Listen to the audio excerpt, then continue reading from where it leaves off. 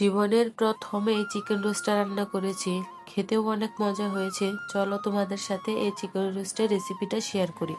প্রথমে চুলায় আগুন জ্বালিয়ে তার উপরে প্যান বসিয়ে দিয়ে প্যানটা গরম হলেই তার মধ্যে তেল দিয়ে দিবা। এটা গরম হলেই এর মধ্যে একে একে চিকেনের লেগ পিসগুলো দিয়ে দিব। চিকেন লেগ পিসগুলো এপাশ ওপাশ ভালো করে বাদামি রঙের করে ভেজে নেব।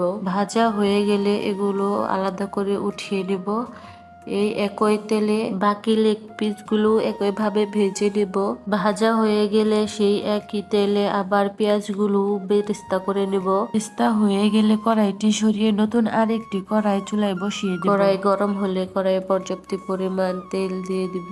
গরম তেলে ভেজে রাখা কিছুটা বেরেস্তা দিয়ে দিব, যাতে কাঁচা মাংসের গন্ধ না আসে সেই জন্য আদা বাটা, জিরা বাটা, রসুন বাটা দিয়ে দিব। একটু পানি দিয়ে ভালো করে কষিয়ে নেব। এখন দিয়ে দিব বাদাম বাটা, এরপর দিতে হবে টক দই।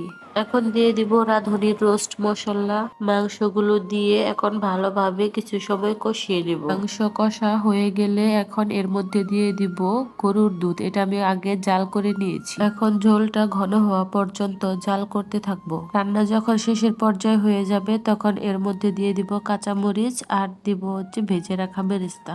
ঝোলটা ঘন হয়ে এলে বুঝতে হবে যে আমাদের রান্না শেষ। এখন আমি চুলা থেকে কড়াইটি নামিয়ে নিব। আর তৈরি হয়ে গেল মজাদার রোস্ট। এখন শুধু কবজি ডুবিয়ে পোলাও দিয়ে খাওয়ার পালা।